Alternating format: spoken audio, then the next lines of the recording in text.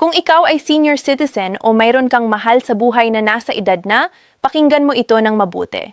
Dahil ngayong mid-April, may dalawang malaking tulong na pera na inilalabas ang gobyerno at maaaring ikaw o ang iyong pamilya ay nasa listahan na. Una, ang Z0,000 na ayuda.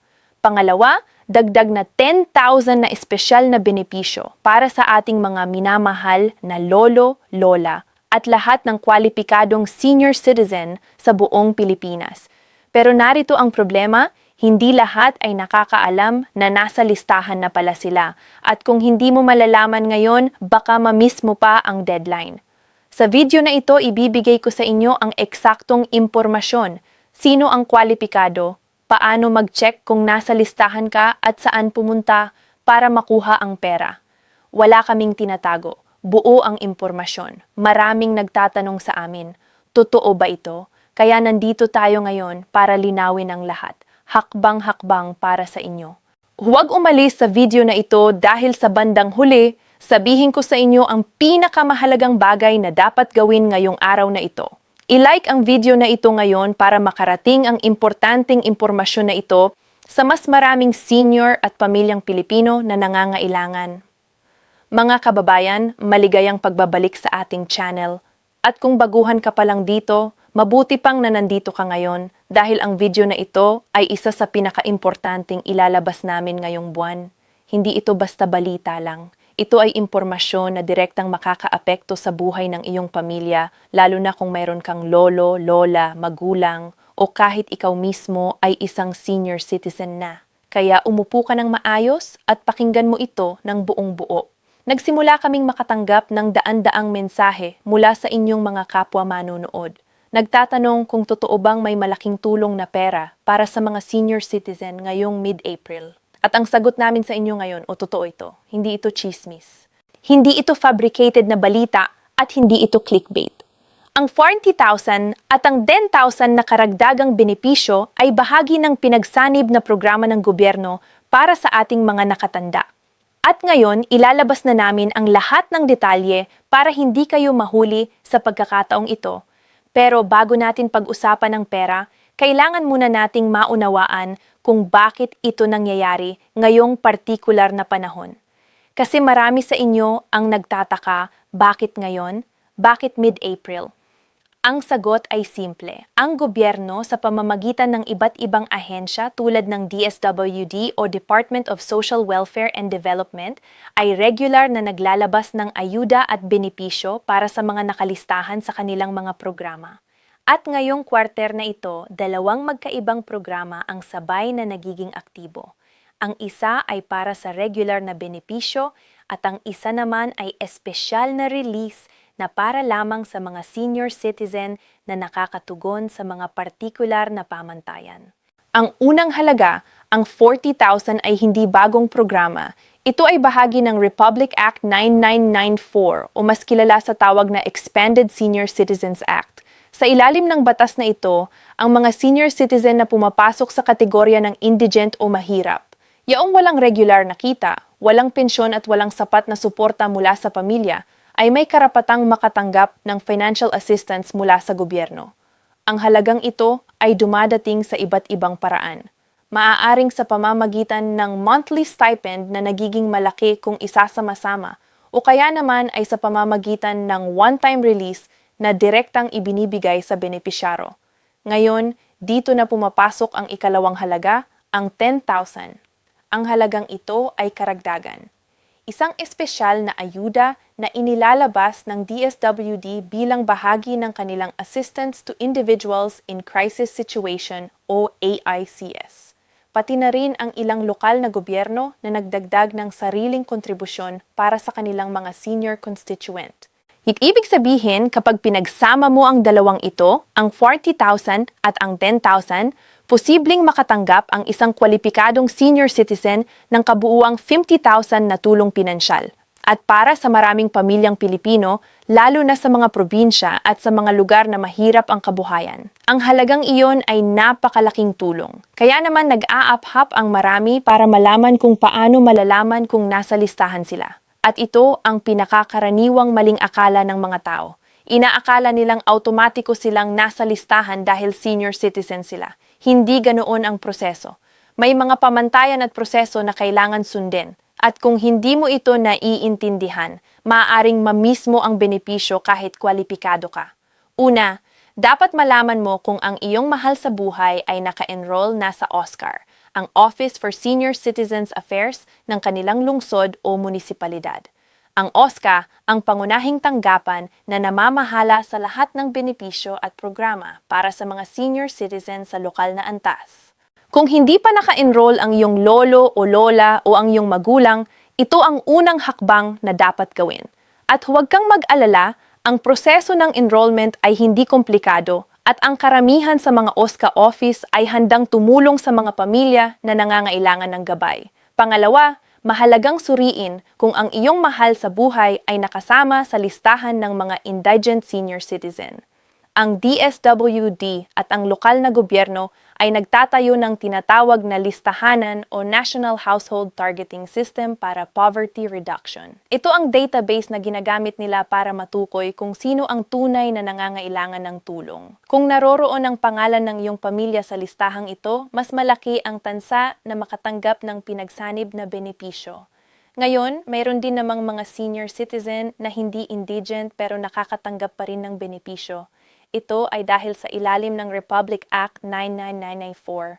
Kahit ang mga senior citizen na may kaunting kita ay may karapatan sa iba't ibang diskwento at pribilehiyo tulad ng 20% na diskwento sa pagkain, gamot at iba pangunahing pangangailangan. Ang pinagkaibang benepisyo ay para sa mga pinakamahirap na sektor, ngunit hindi ibig sabihin na ang iba ay walang tatanggapin. Kaya huwag kang mag-assume na dahil hindi ka indigent ay wala kang karapatang makatanggap ng anumang tulong. Pag-usapan natin ang proseso ng pagkuha.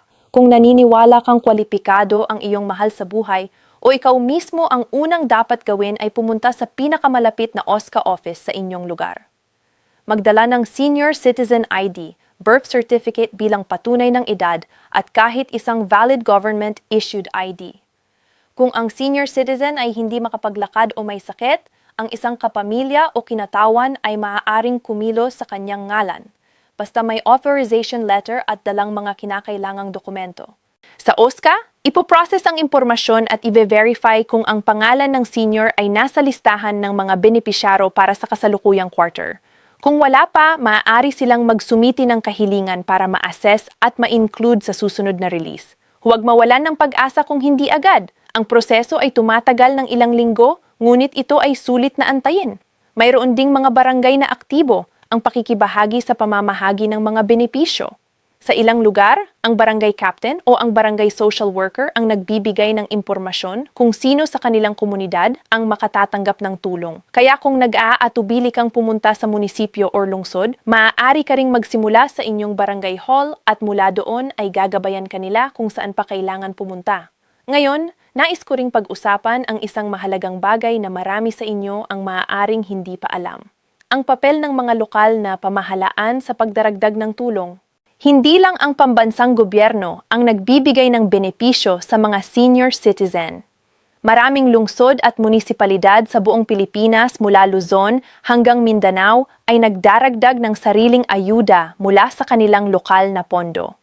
Ang 10,000 na binanggit namin kanina ay madalas na nagmumula sa ganitong uri ng lokal na inisyatibo. Ibig sabihin, depende sa inyong lugar. Ang kabuuang matatanggap ay maaaring magbago sa ilang maunlad na lungsod. Maaaring mas mataas pa ang karagdagang tulong. Kaya mahalaga na makilala mo ang inyong lokal na pamahalaan at alamin kung ano ang kanilang espesyal na programa para sa mga senior. Nais din naming bigyan ng babala ang lahat, lalo na ang mga pamilya ng ating mga senior citizens.